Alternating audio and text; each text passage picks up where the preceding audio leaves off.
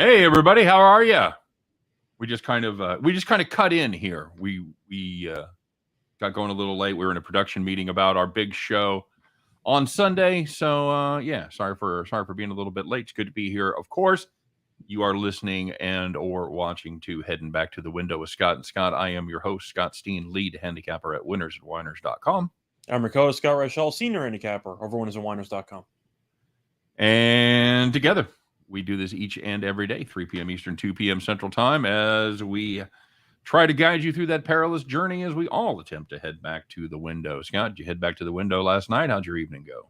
I went well. Van Vliet didn't play. I didn't really care. Toronto ended up having 139 points. That was a nice winner there.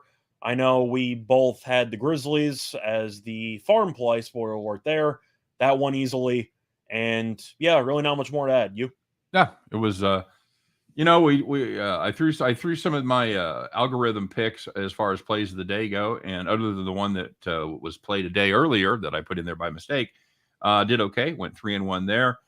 Wiped out on the premium side. Had two Big Sky games. Had two Big Sky teams to cover.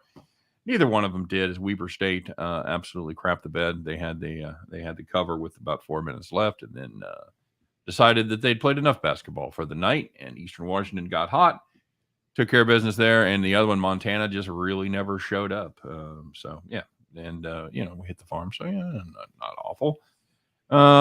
James Mount's in the house. Brandon Kubas is here. JB, no Van Fleet, no problem. Absolutely correct, sir. Unknown entity checking in. So it's good to.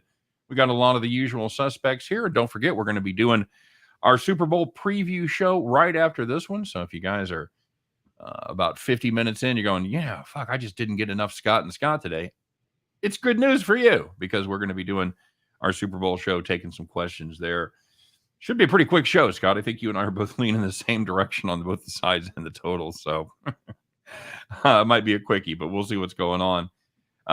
King Me checking in said Bulls -3 is the best bet. Scott, we talked about that Bulls team a little bit. What do you think?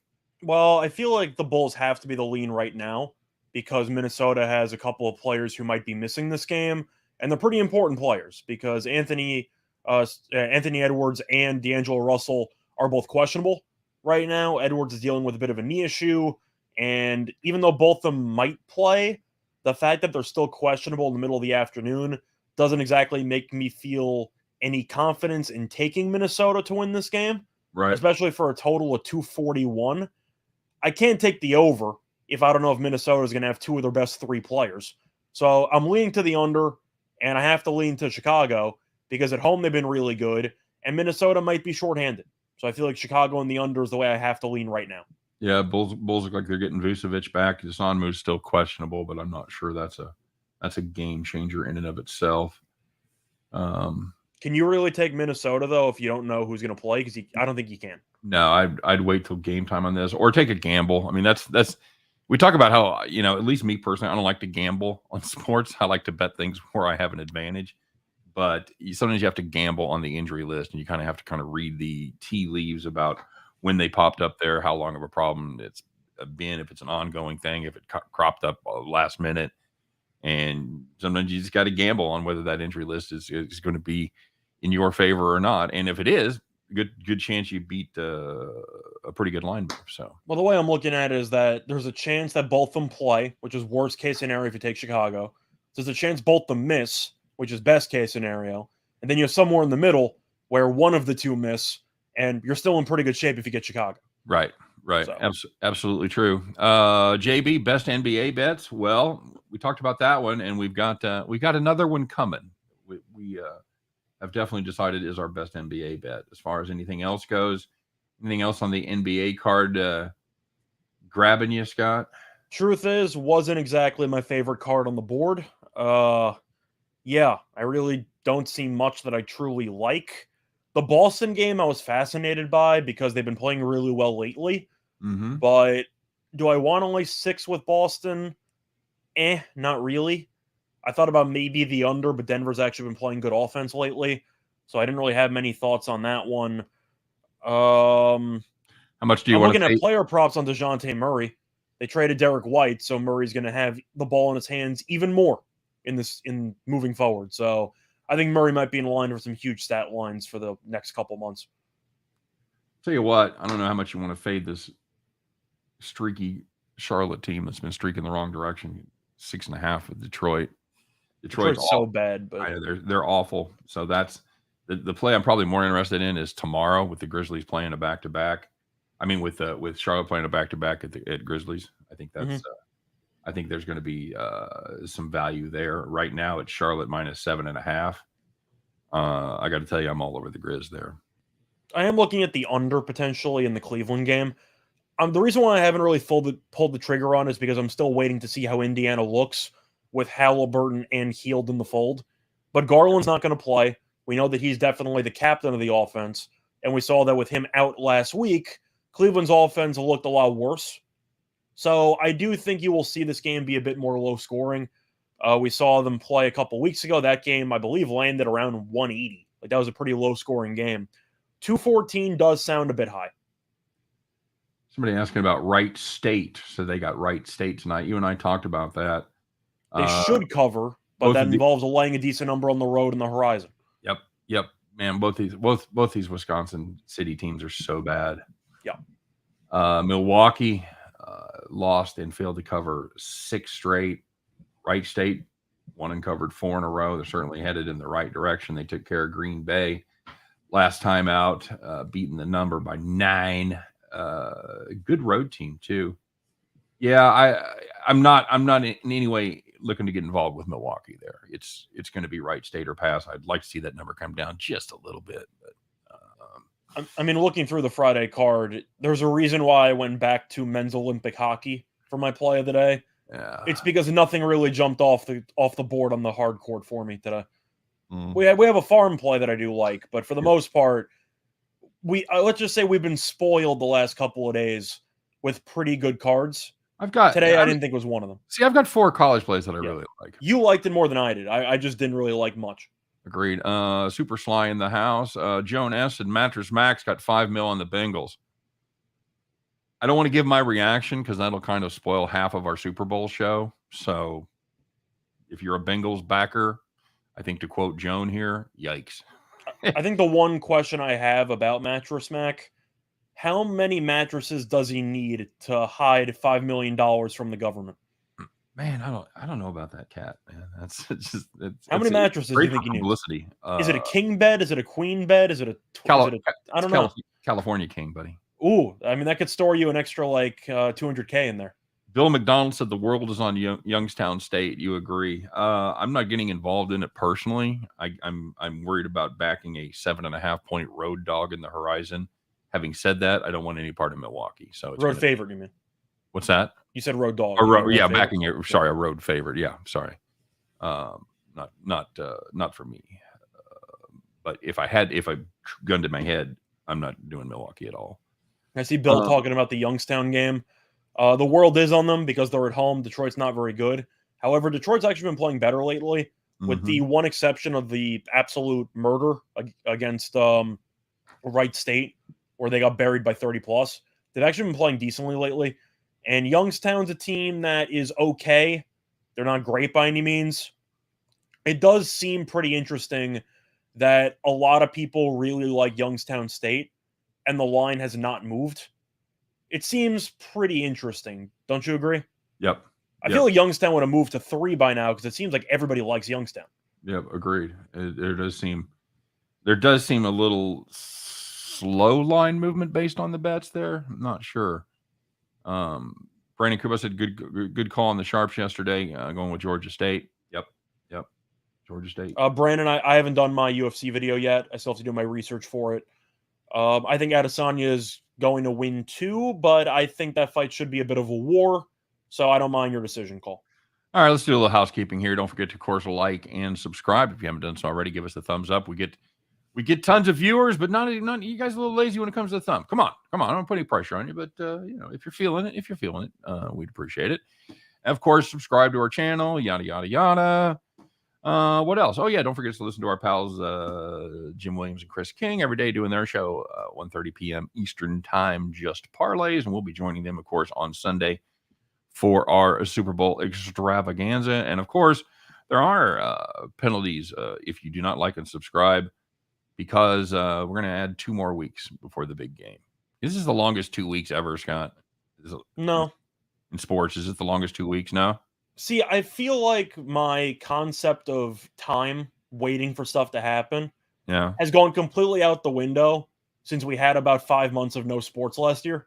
Yeah, that's true. So I have kind of just embraced the fact that 1 week off won't kill me because we had about 4 months of nothing.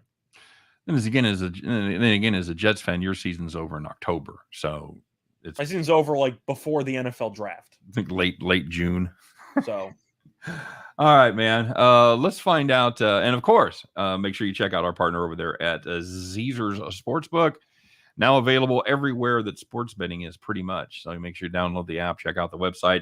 Why? Because this is a good time to get involved. They're doing the cool $1,500 free bet, risk-free bet.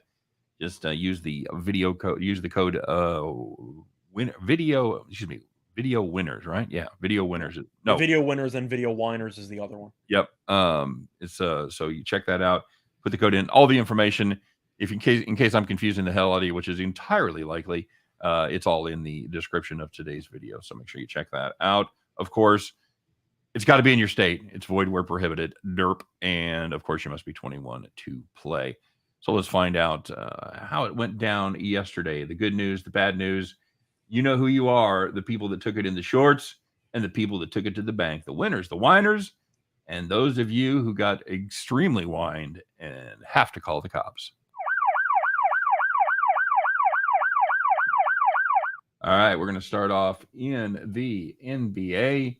And if you had the Wizards minus 1.5 against those Nets, they're in great shape, Scott, led by 3 points, 2 seconds left. The Nets take a 3-pointer to tie it. They miss, follow up, tip in at the buzzer. Why are you putting a 2-pointer up there with down 3? I don't know. Blake Griffin needs his stats. Apparently, and maybe Blake Griffin had the Nets plus 1.5 because Wizards ended up winning that one by 1. And if you'll notice, that's less than 1.5. You know, all of those times you say, well, don't even worry about the points. Just take them on the money line. Well, that's one of those times. Well, you should have absolutely done that because the Wizards minus 1.5. Throw up that, crumple up that ticket, throw in the trash, and call the cops. And now it's time for our regularly scheduled college basketball overtime special.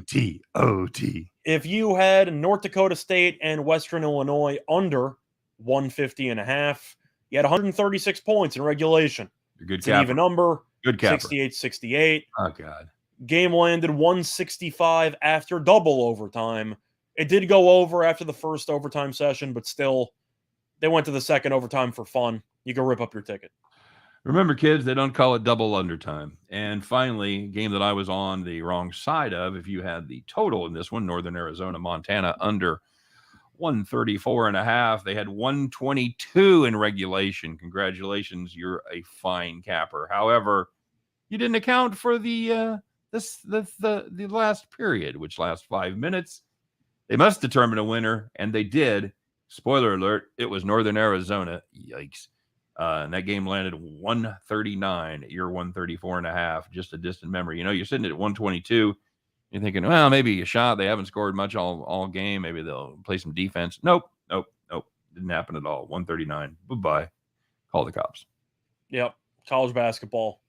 Overtimes, man. What are you gonna do? So there was some good news out there for every whiner. There must be a winner. And these people were exactly where you want to be. They had those nice, easy cashes because they were sitting in the rocking chair. So the first one, if you had Washington -2 against Arizona State, they led by 10 at halftime, and they won by 23. Arizona State might have beaten UCLA, but they're not very good at basketball. And if you had, you knew we were going to talk about this one. If you had Michigan plus 3.5 against Purdue, hey, man, last night they were Purdon't. That's a trademark, by the way. Nice. Michigan led by 9 at halftime, and it just got worse from there. I don't know, Matt Painter, not exactly the motivational halftime speaker you're wanting, because they came out and lost the second half by 15. ended up losing the game by 24. Never competitive. Purdue, sit the fuck down. Michigan, you were sitting in the rocking chair. I've said it before. Purdue's an extremely talented team, but Matt Painter is going to run this team into the ground in March, which I think we would agree with. Matt Painter ain't good for 24 points. Sorry, buddy. Pretty much. But anyway, if you had San Francisco minus 18.5 against Pepperdine, the Dons, you never go against the family. Never. Because they led by 33 at the half, and they won by 44 points. And who do they think they are? Gonzaga? They did a great impersonation of Gonzaga yesterday. By the way, Gonzaga did get there yesterday, ended up winning by 38, covering that 32. So congratulations if you rode the Zags there. Didn't get over. I think they put up 40 something, 40 and change. I think so. Yeah. Might have been low 50s, but it was a bloodbath. Brad Crawford talking about Purdue. He had the over in the Purdue game. Oh yes. Oh, sorry. Well, one team did their part. Well, and I saw somebody in my comment section had the team total over like 73. Like, fuck. Awful. 911. Yes, I'll hold. David Good. Has UConn tonight. We talked about that game, and we couldn't really reach a consensus there as far as that game goes. The other one we kind of looked at was Utah State over Nevada. But let's talk about the Xavier UConn game, because Xavier is at home, Scott. The X-Men have they've been, I guess, everybody in this, they've been consistently inconsistent. Solid team, some really good wins, but they have shit the bed at some inopportune times, and they haven't been great at home, going just 7-7 against the number, 3-9 against the number in conference play. They're also 0-6 ATS in their last 6 home games. Yep. Not ideal at all. Now UConn comes in coming off a terrible performance against Villanova. They didn't cover against DePaul. Is that excusable though, losing to Villanova? No, I mean that's fine, but you don't beat the number. You lose by 11, you're a 4-point dog. So you're a -7 right there. I'm just saying they haven't beaten Villanova in what, like 4 years, 5 years? Like they never beat Villanova. Yeah, I know. Calvin, we talked a little NBA earlier. We do have a Bet the Farm that's going to be on the NBA. We kind of like the Bulls, and anything else there? What else, Scott? I was thinking about maybe the under, but once again, you're kind of gambling on Edwards or Russell or both not to play. Right. So we're kind of trying to jump the gun on the injury reports. Besides that, I don't necessarily mind the over in the Hawks-Spurs game. I know it's in the low 230s. The Spurs don't guard anybody. And I know they lost Derek White, so they might be a little bit shorthanded in the backcourt. You might see Murray play even more minutes. But I expect a track meet in that game. Atlanta could probably name the score, and they could win by that margin. But if Atlanta scores 130 in this game, for example, would you really be surprised? Because I would not be. Not a bit. Rocco Dibble said that was him on the Purdue over last night. Oh, and JB's right. I also was looking at the Cavs and Pacers under 214. With no Garland. Yep, yeah. Exactly right. Brad Crawford says St. Louis at home tonight, -5.5. Been pretty tough at home. Yeah, this is well, Bonaventure I thought would be better than they actually are going into the season compared to now.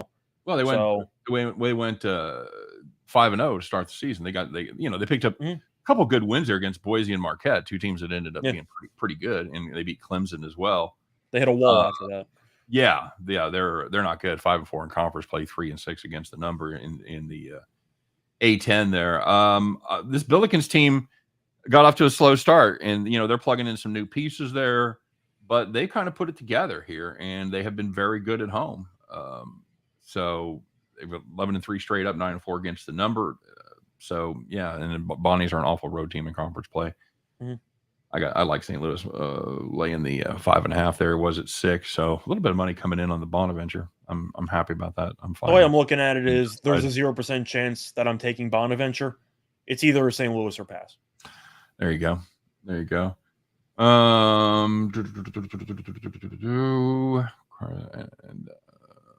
What else you got? When are you doing your UFC tomorrow? I'm probably gonna do it tonight. I got to do some research. I actually have I think 5 college basketball articles to write tonight. So I'll be pretty busy, but I'll try to make time for the research. You do that. And where can we find those, Scott? You can find it at statsalt.com. Yeah, that's a sister site of Winners and Whiners, and we don't talk about that much, but statsalt.com, it's kind of where they just kind of it's just a different opinion, and it's another set of writers. and they're looking at basically the same games, but it's a completely different take. And yeah, some good stuff over there as well. If you're a Winners and Whiners fan, you definitely need to check out StatSalt. So I guess I can announce it, Scott, before we move on. I don't know what you can announce and what you can't, so go ahead. Well, we signed the deal yesterday, and the ink wasn't quite dry when we came on the air, so I didn't really want to say anything about it. But we signed a deal with a partnership agreement with VSiN. So we're going to be doing some crossover stuff with them. You'll see and hear us on VSiN here starting, I don't know, whenever, soon.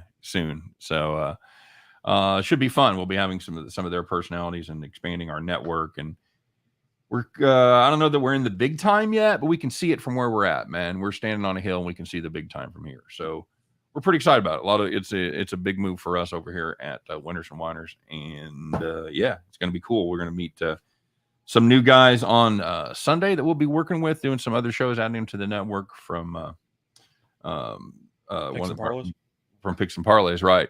So yeah, that'll be fun. So I'm looking forward to it. Jay Bake says, I hate betting on the NBA. Forgot why until last night and took Golden State and they lost to the Knicks. Yep. I get it. I actually had a wild hero call in that game. I did an NBA podcast and we went through every game. And I actually leaned to the Knicks plus the 9 points. I don't know why, but I was feeling it. And for some reason, it actually worked out. Excellent. Another game that we kind of talked about briefly and I looked at when making my plays was Akron laying 2.5 to Kent State. The Zips, pretty good team when they want to be. They play decent defense again when they want to. Scott, not a lot to love about this Kent State team. What do you think here? It looks like it's two, I don't know, would you call them fairly evenly matched teams? Yeah, I feel like you can make an argument they're both pretty Kent good. State 9-4 in conference, Akron 9-3. So it's either Akron or pass for me. Yeah, just because I think Akron at home is definitely a solid choice here. Plus, we're a little bit biased towards Akron because they helped us pick us a farm last Friday. So they never wronged us yet, or at least not that I could recall. So I'm looking at Akron. It should be a close game. I don't mind the under. I think you'll see a lower scoring type of defensive battle between these two teams. But I think Akron does enough to win by 5. Yeah, that would be the thought. Maybe you got a 3-point lead. You get some scramble points there at the end. Thanks, Joan. Appreciate it really very much. Akron in a motivated revenge spot. That is absolutely true. As Kent State won by 12 about a month ago, I think, when they were at that was a home game for Kent State. Scott, somebody asked me about doing my algorithm and asked if I count previous encounters that season towards the algorithm, and I don't, because I'm looking more of a directionalized thing, how they do at home, how they do it on the road, so it wouldn't be relevant. But for the most part, what do you do with you have a team that has played once before? And we've had wildly differing results this year. Do you just disregard it? Do you count it as another game? Do you give it any extra impetus? What do you do when the teams have met previously in the same season?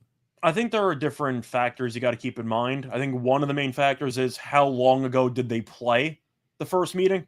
Because it's one thing if you want to have a revenge spot where you lost the team a week and a half ago. But if you played them 2 months ago, I highly doubt that loss is still fresh in their minds. So I do think that some of the time in between meetings does matter, whether it's going to be a long time or a short time. Other than that, though, I really don't put much stock into it. Yep. I think it matters a lot more when it's the third meeting in the conference tournament, because if the same team wins the first 2 meetings by 12 and they're facing off in the conference tournament, I'm assuming you're going to see the same result the third time around. What do you get tired of hearing? Usually what you get. What do you get tired of hearing conference tournament week, Scott? It's very difficult to beat the same team 3 times. That's it. It's completely wrong. In reality, you can smack the crap out of the same team 3 times. Yep. Absolutely true.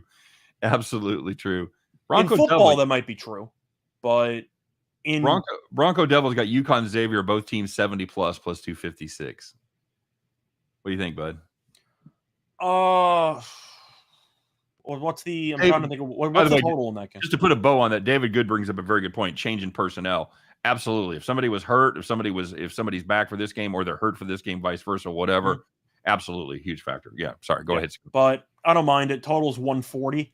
If you're expecting a very close game throughout, I don't mind you thinking that both teams will break 70 because that's basically the team total for both teams. So I don't mind that.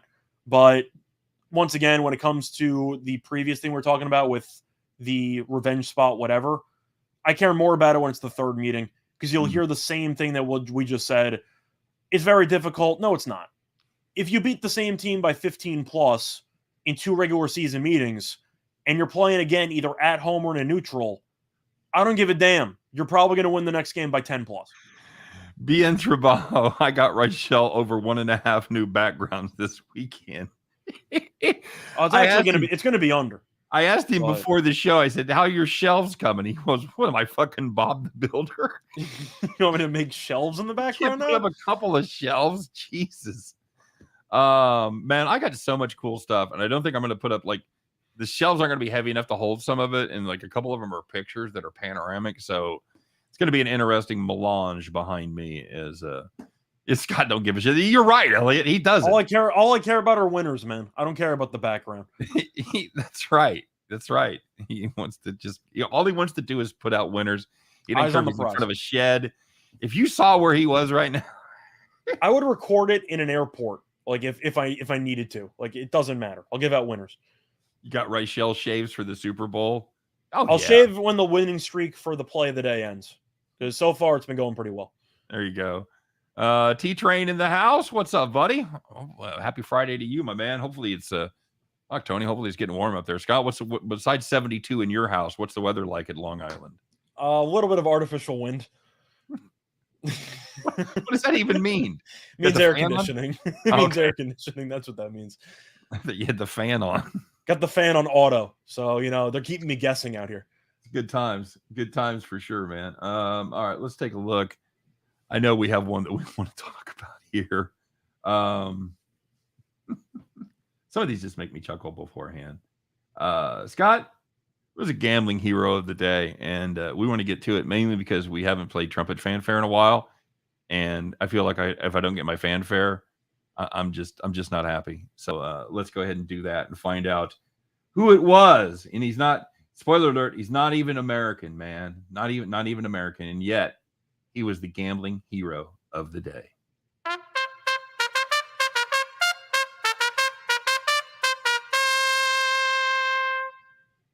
All right, buddy. Who is it?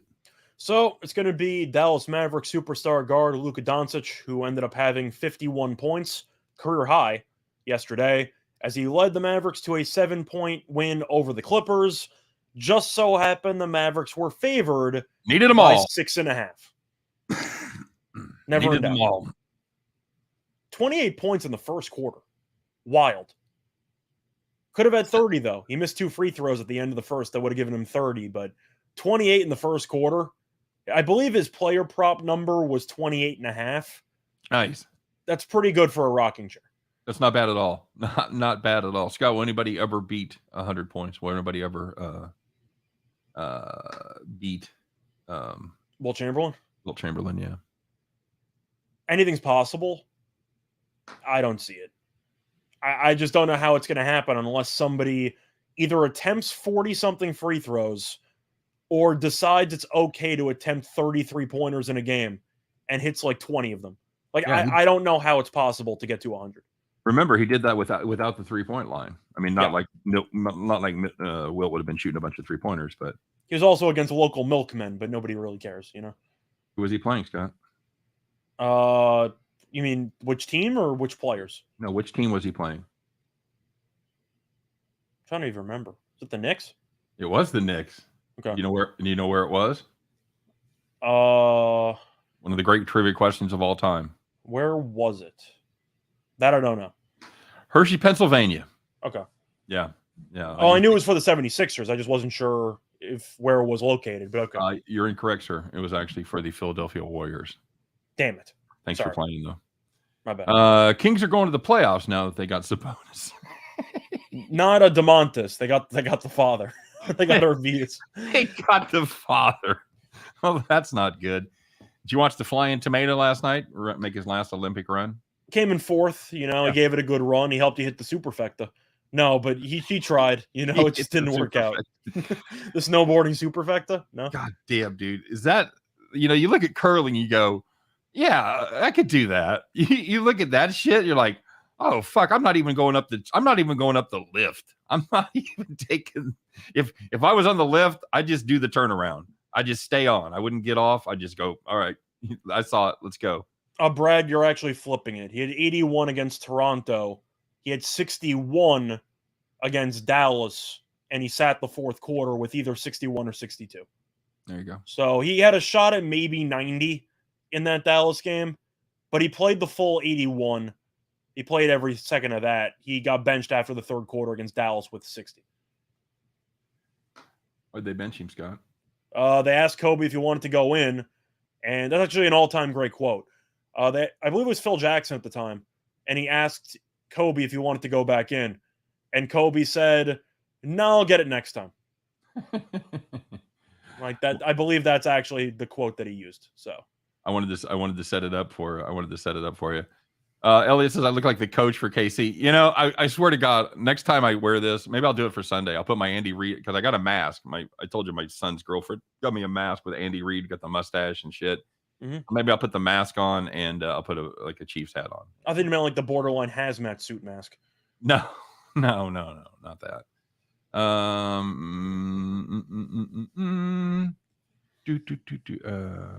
know you'd know with your computer game. I'm very impressed. I meant the complimentary thing. I remember everything sports related. The other stuff goes in one ear out the other. Yeah, it's amazing. It's amazing.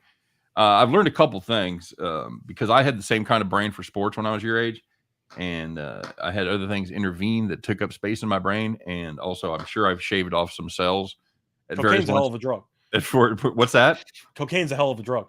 It really is. But so yeah, I don't have I've still got the math brain. I'll still do, I'll write algorithms and I can do, like 3-digit multiplication in my head and that kind of shit. But you made an algorithm. Look at you. As far as facts and everything goes, yeah, I'm not. It's definitely a lot of it's gone from my brain. Scott was born with the sports book in his hand. When did you make your first bet? High school? Yeah, I was in 11th grade. Okay. Oh fuck, I started before you did. Good God. Mm-hmm. All right, very good. What else, man? Anybody else looking at any games tonight? It's got anything you're looking at? It's kind of like this is a weird show because it's like the elephant in the room because it's everyone just waiting for the right. Super Bowl, I mean. Right. You're exactly right. It's like when you're standing at the door waiting for your prom date to come down, or you're sitting there. If it's for your generation, it's like if you have a Tinder date and you're sitting in the bar waiting for her to arrive. It's just all anticipation. You didn't like that's a great Robin Williams line, by the way, JC. I didn't like cocaine. I just love the smell. It's fantastic. Mm-hmm.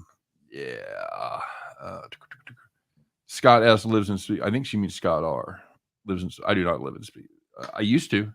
I used to. I remember when it changed because Chiefs lost the game to Cleveland, and last second field goal, and I was bummed out for the whole week. I was fucking pissed off, and the Chiefs, they sucked back then anyway. But about 2 months later, my daughter was born, and all of a sudden, sports became a little less important. And as far as they became a means to an end, as I had more kids and they grew up and I spent more time with them. Sports became a way to make money. I didn't watch sports as much for enjoyment. I very rarely watch sporting events I don't have money on, other than when I'm doing research. So I would say that I've reprioritized sports in my life. It's all about angles now with sports for me, and I part of me feels bad about it. Part of me is kind of bummed out that sport joy kind of faded. But you prioritize family over sports. What's wrong with you? I know, dude. I see these stories about guys that spend money on Chiefs season tickets instead of taking the family on vacation, and that just fucking astounds me. Because obviously, you're talking about $4,000 investment with parking, probably at the minimum, can go up from there to a solid middle class family. $4,000, that's a vacation, and it's just not fair. It's just not fair to everybody else to prioritize what I want to do over everybody else. So, you know what? I'd have it all to do over again. I'd do it the same exact way. I'd probably spend more time with my kids. T-Train, I'm going to guess your lock for the Super Bowl. You seem like a heads guy. So I'm going to go with heads on the coin toss as your lock for the Super Bowl. Oh, you're a tails guy? Oh, Tails never fails, man. Damn it, man. That's what they want you to think. Sharp money is going to come in on heads. That's how they gotta get watch you. out.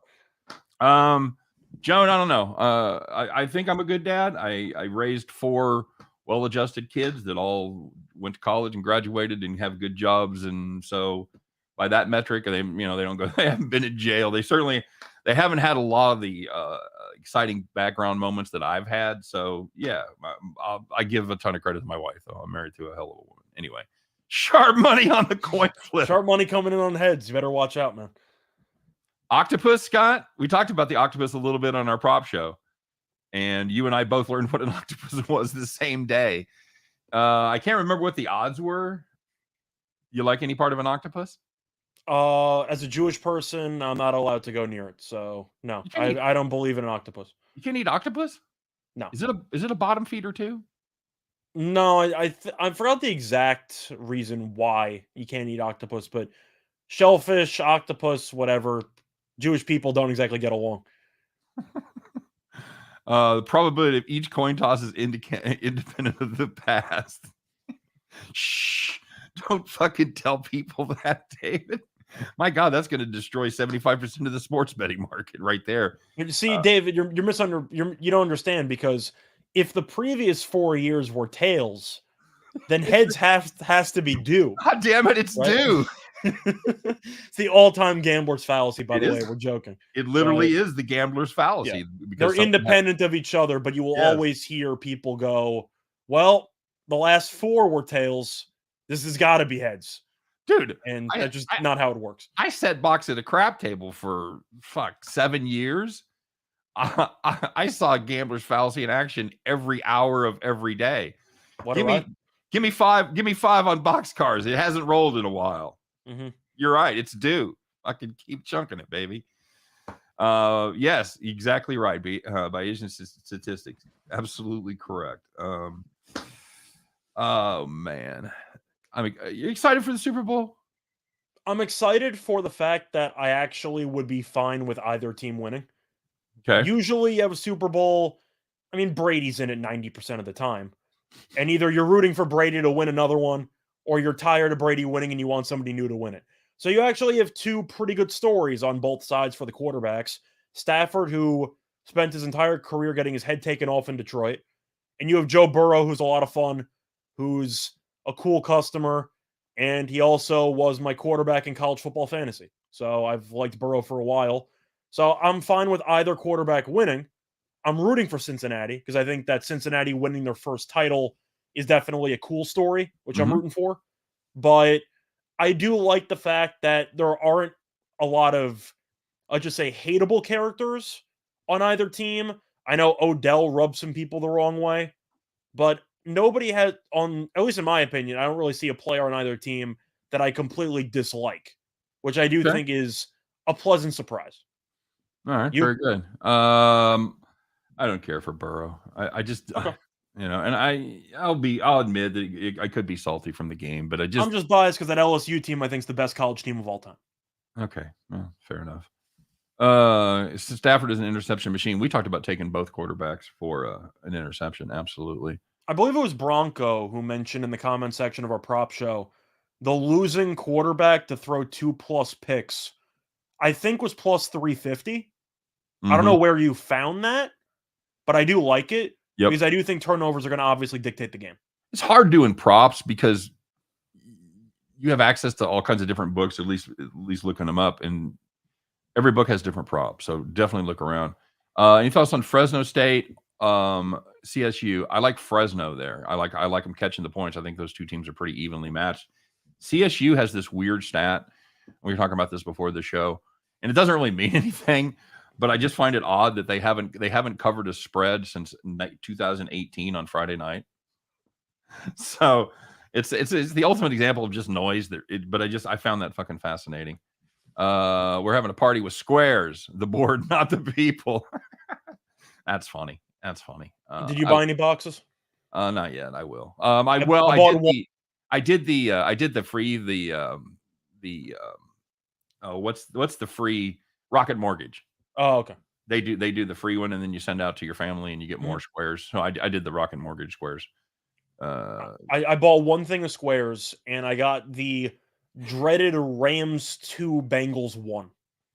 Oh, nice. So you can just rip up my $20. Yeah, that's ugly. That's ugly, buddy. Not good. I used to hang out at a bar that they gave free shots when it ended on 22 Nice. because it happens so rarely. Summer Sweats is too much of a talent disparity. Rams roll. I do want to push back on one point that Scott Brown made, which is that Stafford's not has a bad record against teams with winning records. He's in the Super Bowl. Like, they beat the Buccaneers, they beat the 49ers, they beat the Cardinals, all winning records. I think that this season has just proven what I personally thought all along, which is that Detroit is where quarterbacks go to die. So I'm not going to blame him for the bad numbers. He's proven this year against good competition, against bad competition, he's good enough to win a Super Bowl. And I do think that a lot of the career numbers have a lot to do with overall environment. Yeah, I mean that's I mean you can say the same thing that the Detroit Lions have a bad record against teams with winning records. Like, yeah, that's true. I Mhm. think you have to toss out so much of what Stafford has done or what any kind of team records before this. Now, he's Uh, still a gunslinger. He's still going to make bad throws every now and then. yep. But I do think that when you start looking into his career numbers, where he was mostly in what, the worst situation in the entire league, or at least bottom five. For that many years, yes. Other So teams come based, and go, yeah. but they've been there consistently. So based on that, I do think that the change in scenery kind of killed that notion because he's in a Super Bowl because he beat a bunch of teams with winning records. Right. Joe Cool, I mean, Summer Sweat, exactly right. That was exactly my point. The Joe Cool act is wearing pretty thin already. Totally fucking agreed. I Have a little like it. I just think the have a little media won't stop talking about it. be a little humble. Be a little fucking humble, buddy. Act like you've been there before, you know. But are you blaming Burrow for that or the media for only talking about him in glasses? Burrow. 100% Burrow. I like the way Burrow behaves. I like the confidence. I just feel like it's annoying when the media will only talk about him in glasses at press conferences. Stafford has a good looking wife. You know who else has good looking wives? Every other fucking NFL player in the world. I thought you were going to They say people with money, but that's fair too. Overlap, they did okay. They did okay, man. You think Stafford and that big goofy ass moon face would have the wife that he if he wasn't a football player? No, I do not think that. I'll do the asking answers. Pick Rodgers for MVP. Yes, yes, that was easy money there. Well, Vrabel got there, so I made money last night. Yep. Calvin says no, it's the media's fault. Okay, fair enough. That's I'm with Calvin. Okay, I I think know the you are. Burrow thing is cool if you only see it maybe once or twice a week. But when Instagram and ESPN and every single network only shows you Burrow wearing Cartier glasses, then eventually you're going to get fed up with it because that's all the media is talking about. Okay. All right. We'll see. Calvin Backshoe, he says everybody, the media cares more about his glasses than they about him. That's not his Yeah, we're on the fault. same page. All right, cool. Stafford looks like a fried mushroom. That's excellent. I'm still concerned though that if Burrow wins, he's going to fully turn into Namath and he's going to show up with a fur coat for training camp next year. All right, I'm gonna nominate this one for non sequitur comment of the day. Elliot V. I'm about to walk a blind dog. I'm rooting for you. I'm assuming that's not a euphemism. I'm assuming you're really doing that. If that's some kind of sports betting euphemism, I am not hip enough to know what it is. So I like it though. Who you betting tonight? I'm about to walk a blind dog here, man. Just give me right state and fucking call it good. All right, you guys ready? Everybody wants to know where the farm is. Yeah, we gotta wrap it up because we got another show to do, folks. That's right. So yeah, stay tuned for that. We'll be talking Super Bowl, taking your questions, etc., etc. We'll find out whether Joe Cool really is an asshole, whether it's the media's fault. No, we're not going to do that. So, all right, buddy, you ready? Yeah, let's do it. You excited? All right, let's do it. Let's see. It's the Friday edition. We have an entire weekend card to look at. Spoiler alert: it's a game tonight. We are excited. We're back on the winning side once again, folks. It's Friday. Get fancy. Put on your good overalls. I hope they're clean. Put both straps on. You're going out, all right? Climb aboard your John Deere. Get those keys out and get ready to bet the farm.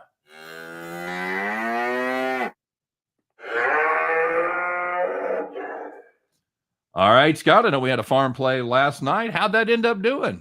We had the Memphis Grizzlies -11, and they were up 20-something after the first quarter. Cue the banjos!